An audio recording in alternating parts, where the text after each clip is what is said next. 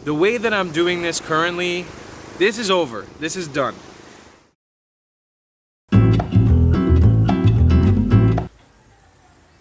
Audio test and video. Hi everybody. This is one of 3 chickens that I now own. And this is a very different location than where I thought I would be filming this video about a year ago. So I recently rewatched the video that I made similar to this about a year ago. Every year at the end of the year of my travels, I try to make a video summarizing the adventures that I had abroad. So now we're at a full year since I left New York City and left Miami on an international adventure which was only supposed to be around 4 months long. But now, a year later, I have moved to the island of Siargao here in the Philippines. I own 3 chickens, and there's a lot. There's a lot to talk about, but before we do anything else, let's roll the intro.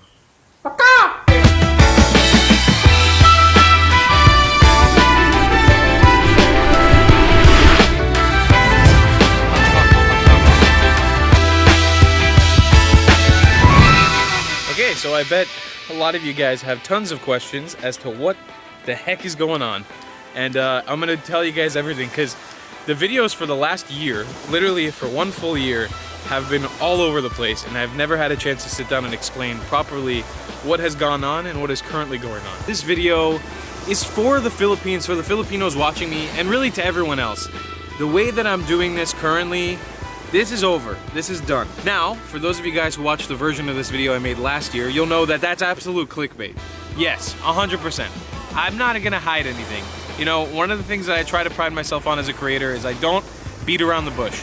I clickbaited you with this video to make you think that I'm quitting YouTube. I'm not. I respectfully apologize to you. I humbly ask you to continue watching this video regardless of the clickbait. I do this same shtick every year, and it's just a way for me to get you guys to keep on watching the journey. So for those of you guys who have recently joined my channel, or those of you guys who have joined in the last year, we are currently almost at 170,000 subscribers, which is insane. We've almost gained another 100,000 subscribers in this year, which is my mind is blown by that. For those of you guys who don't know, I categorize my years from June to June. It falls in between my birthday. My birthday is on June 4th. That's typically when I've left on my adventures around the world. So it's given me a chance to just categorize the year from June to June. I also categorize my adventures on this channel by seasons. Season 1, 2, 3, which we're ending right now, and the beginning of Season 4, which will be coming up next. Season 1 for me was an epic round-the-world adventure that I did, traveling around the world in a circle from Miami to Miami, where I came to the Philippines for the first time. I did the Trans-Siberian Railway. I explored a bunch of Europe, a bunch of Israel, Japan, and a bunch of the United States. It was an incredible year, one of the most amazing of my entire life. Season 2, I stayed in the United States for a full year. I traveled to the West Coast, I went to Los Angeles, I traveled all across the United States on a road trip, and then I ended up moving to New York City for 6 months. I ended Season 2 last year, June 2019. Season 3 began July or August 2019, where I left on an epic round-the-world adventure that was only supposed to last for 4 months with my good friend Steve Yallo. We refined this trip multiple times over the course of a year, trying to plan some sort of epic adventure that the two of us could take. If only I knew what this year was holding for me and holding for everyone else around the world. I mean, like, you could have never predicted the shit that happened this year. It was insane. Steve ended up getting invited to an awesome campaign with hostelworld.com, which is an awesome hostel booking website. And via that, we managed to convince another hostel company called Hostel One to buy us Eurorail tickets across Europe. And we essentially got flown for free to Western Europe and got to travel all the way from Western Europe to Eastern Europe, from Portugal all the way to Bulgaria, doing most of the Balkan region, a bunch of Western Europe, a bunch of Central Europe, partying like wild animals, eating at some of the most awesome places, seeing some of the most beautiful natural sights, couch surfing with incredible people, and just really exploring the crap out of Europe over the summer for 2 full months. Also, this is one of the dogs that lives with me in this area. Her name is Dusk, and she's super cute, and I love her so much. Having an adventure like that with my friend Steve was an incredible journey. It was my favorite Euro trip I've ever done, and I've done quite a few Euro trips. But the memories we made that summer, it's ones I'll never ever forget. It was really an incredible journey. Our adventure in Europe ended around September, and from there we really only had about 2 or 3 months left to play with with where we were traveling with and what we were doing. My goal was to try to come home at the end of November or December because my good friend John Barr was getting married in Mexico. The goal was to try to get to his wedding in Mexico. So from Bulgaria, at the end of September, we got flown to the country of Sri Lanka. We got invited to film and document the official documentary for the Tuk Tuk tournament that's hosted by this company called Tuk Tuk Rental in Sri Lanka. I got to live in the capital city of Colombo for 3 months, basing myself out of the offices of Tuk Tuk Rental, but also engaging in incredible travel experiences all across the country. I got to see the city life that the country has to offer, the surf vibe, the jungles, and while I was out there, I was able to produce 2 incredible documentaries I was so proud of, and currently am so proud of. So one of those documentaries was a 2-part series I made with my friend Steve, where we made the Tuk Tuk Tournament documentary. It's an hour-long feature film movie. I don't think I ever worked so hard on a project before in my life. The second documentary was something that was drawn out longer throughout my travels of Sri Lanka. The 3 months that I lived there, I bounced between the capital city of Colombo and traveling around the rural areas of the country, just visiting a wide, vast amount of places all across the country and documenting the struggles between humans and elephants in Sri Lanka. Hello, Buntag. I wanted to document firsthand, without any sort of filter, what was going on and the struggles that the elephants in Sri Lanka were dealing with. And the documentary that I produced, I am so proud of. It's a 40-minute wildlife conservation documentary about the Sri Lankan elephant, which I worked so hard to make. It's something that I'm super prideful of, and it showed me that I could really start heading into this path in the future. This is something that I really want for myself. I want to get more in touch with the wildlife. I want to do more in protecting wildlife around the world, especially endangered animals like the Sri Lankan elephant. It wouldn't have been possible without the incredible people that helped me, but also this amazing individual, Brandon Bruce, my Australian friend that I met in Sri Lanka. We were actually rivals in the Tuk Tuk tournament. He was a team that was competing against me and Steve. And we ended up hitting it off really well and then traveling across Sri Lanka for about a month and a half to 2 months together in a tuk tuk. And honestly, I could not get enough of this human being. Brandon Bruce is one of my favorite people I've ever traveled with. I've never had a person which I've been able to just be like, hey, you want to do this today? Or, hey, you want to do this today? And almost get zero contradictions or negative attitude. It was almost always like, all right, let's go, let's do it. No matter what it is, let's try to have an adventure today. And it was one of the most fulfilling travel experiences of my life, traveling with this individual. On top of that, he helped me so much at producing that elephant documentary, so I really couldn't have done it without him. But we ended up hitting it off so well that we decided to actually travel to the Philippines together in December. Now, traveling to the Philippines was not on my list of things to do. I was supposed to go back to the United States of America, but due to complications with flights and costs, basically getting stuck in Sri Lanka for 2 extra weeks and then having decided to go somewhere else in Asia. When I came to the Philippines 2 years ago, I was in a very different financial position. I was in a very different position when it came to my YouTube channel and the things I was able to do. I'm so proud of everything that I built, but a lot of that would not have been possible without the Philippines and the amazing generosity that I was shown when I was here 2 years ago. So I decided, you know what, if my friend Brandon is going to the Philippines, he was already planning on going there, and I am stuck here in Asia with nowhere else to go. My Sri Lankan visa was ending, and Christmas season was coming up in the Philippines. I'm gonna go to the Philippines, and I'm gonna try for however long to at least give back a little bit. Now, I wanna stress this. The plan was never to come here. I wasn't planning on coming back here anytime soon. And the plan was definitely not to stay here. Not anywhere close to the amount of time that I have ended up staying here. But I genuinely think there's some sort of connection or something in the Philippines that keeps me here, like beyond my control, whether I want to or not. The first time I came to the Philippines, I decided to come here for around 2 to 3 weeks and ended up staying 5 months. This year, I flew here in December, and it's now July. December, January, February, March, April, May, June, July. Oh my God, I've been here for 8 months. That's insane. I haven't counted. That's the first time. Oh my God. That's a long time. Anyways, back to the story. I came to the Philippines with the intention of continuing what I didn't get to do last time I was here. My plan was to be here for a short while and then keep bouncing to other Southeast Asian countries. My goal was to stay here for a brief amount of time, give back to the people who helped me or to give back to different communities while I was here, travel some of the less known places. That was really what I wanted to do, promote tourism, places that I felt like weren't getting as much love, visit my friends Borja and Daphne, which live on Siargao, and then bounce out to Singapore, Bali, Cambodia, Thailand, Myanmar, and then eventually go back to the United States in June. Little did I know, the world was about to end. Brandon and I came here in December. We got to live it up in Manila, celebrating Christmas and New Year's with my friends Joey and Ivan and a bunch of other local friends that we made here. So we spent our first 2 to 3 weeks in Manila just living it up, exploring a city that I used to live in and that I love so much. And then we flew out to Samar. We explored the crap out of Samar using the locals' help on so many adventures in Samar, and then Leyte.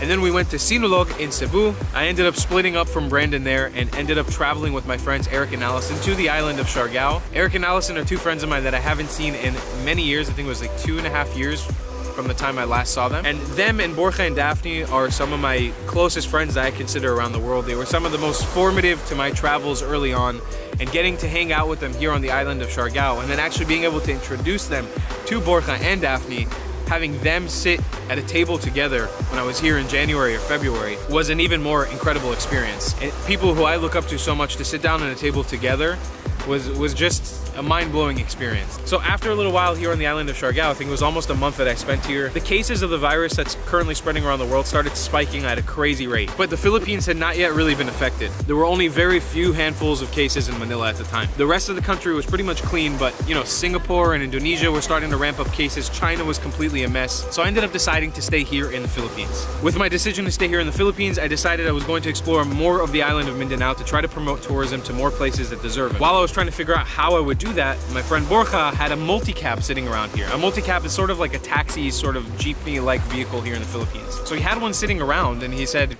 you can have it and take it and do whatever you want with it. So of course I took him up on the offer. I contacted Brandon. I told him, hey Brandon, is this something you'd want to get along? Would you want to travel across Mindanao with me in a multi-cab?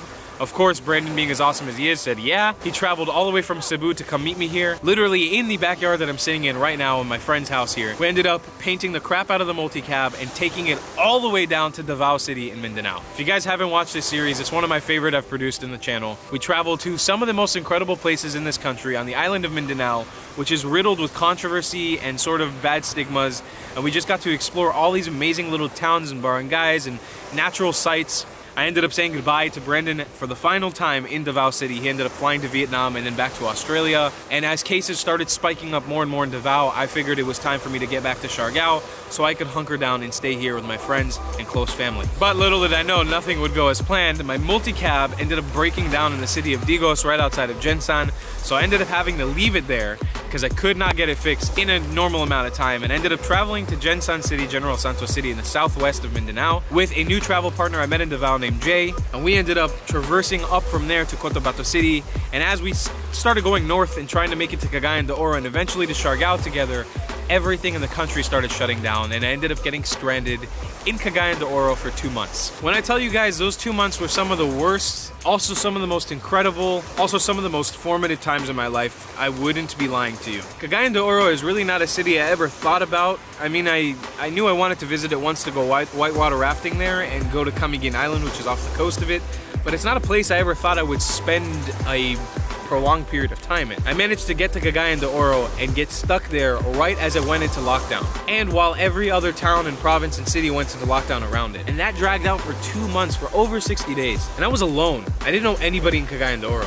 My friend Jay ended up going back to Davao because he was rightfully scared because the virus cases were spreading across the country here. So I was really left alone in a city I'd never been to with no people that I knew. But Cagayan de Oro is known as the city of golden friendship. And if you go there, you'll realize how true that statement is. The people in that city showed me so much warmth and hospitality. It's really unbelievable. I made so many friends so quickly, and while I wasn't able to interact with these friends, like having dinners together, hanging out at fiestas, or inviting them over to my place, a lot of the interactions were online or little brief interactions outside in the city while we were wearing masks and social distancing. I got to feel the warmth that these people showed me, like unlike any place I've been to yet. So many people were looking out for me, and while I was making videos in their city, people reached out from all corners of the city to show me support, show me love, bring me food, offer me a place to stay, offer me anything that they could do to help. So Cagayan de Oro holds a real true place in my heart. Can't wait to visit that city again on better terms. So I really want to take a moment in this video to say thank you. Thank you to Cagayan de Oro. The people there are incredible. But that being said, being trapped there for 2 months without ever knowing if I was able to leave, you could never know if you were going to be able to leave the next week or the next month. Like there was nothing ever holding you to a place. So I was paying my rent on a week-to-week basis. I was buying my groceries on a day-to-day basis just in case I was able to leave to Siargao. And I was just living this constant state of limbo, which was really, really hard to go through. It took a toll on me mentally, a lot. I was really struggling. I was in a very, very bad place mentally when I was in Cagayan de Oro. I was in like a one-bedroom apartment by myself, a lot of the times just sinking in my own thoughts. And there were virus cases in that city, which made it even scarier, but there was no outlet to be able to surf or explore or do anything. I was just stuck in an apartment all day, every single day for 60 days. And while I understand people have it way worse than me, it was just being honest with you. I got to explore and meet so many incredible people over the course of like 9 months non-stop. I was hanging out with the most incredible people, doing the most incredible things.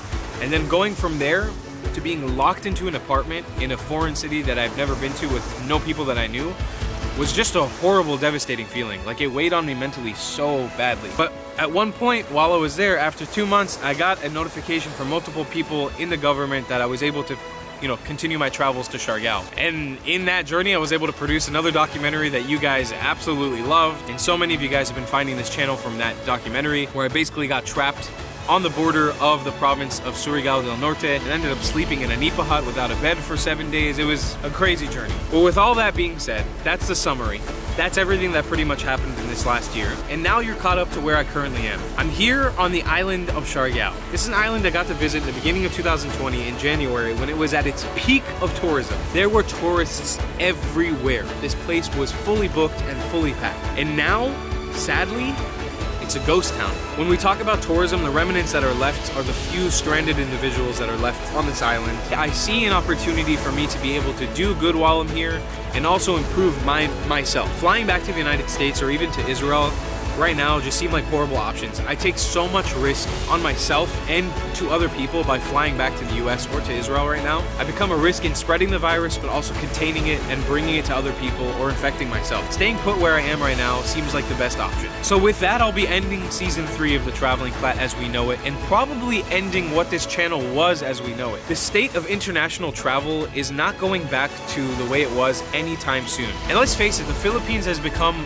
like a third home of mine in the last few years. I feel so comfortable here and I have so many friends and family here that it makes sense for me to stay here. So with season 4, we'll be ushering in a new age of the Traveling Clatt. An age that I could not have expected a year ago would be where I'd be at right now. I'll be living here on the island of Siargao, showing you guys my friends and family that live here, but also I want to show you guys the local stories, the people who live their day-to-day on this island, and introduce you guys to stories and to the way that I'll live my life living on this island moving forward. Something that I've taken up in the last month being on this island has been surfing, and it's something that I want to continuously try to improve. I'm proud to say that I've shed even more weight off of my body this year, partly due to the fact that I've been surfing, but I've also been taking exercise really seriously this year. I started running again exactly a year ago, and I've been doing that on and off, but also been trying to focus more on physical exercise as I gear up to try to climb Mount Kilimanjaro when I turn 25 years old next year, exactly a year from now. Whether or not that is going to happen because of the pandemic that's currently going around the world, I don't know. So I'm not expecting it to happen, but I'm still training towards it. This channel is going to take a brief pause, but not before I do the same thing that I did last year at this point in the video. I am about to shave my head because I haven't cut my hair since December. So let's do that real quick. All right, that's it. Get out of here, chicken. So that's the end of season 3 of the Traveling Clatt. I hope that you guys enjoyed a year of following my adventures around the world. I'm excited to show you guys what's next. I'm excited to introduce you guys to my friends and family here on the island. And I'm excited to just take a break from the international travel, settle down somewhere for a while, hang out with all the chickens everywhere, and just really make the most of this crazy time around the world living on this beautiful island. So I'm going to see you guys soon. I don't know exactly how long you'll have to wait till season 4, but season 4 premiere will be a premiere, so you can watch it, you can tune in, and we'll all watch it together. And I will be there live in the live chat to talk to you guys. So I'll see you guys then. Season 4 of the Traveling Clatt officially begins. Thank you guys for an incredible year. I love you long time. Goodbye, Clatts.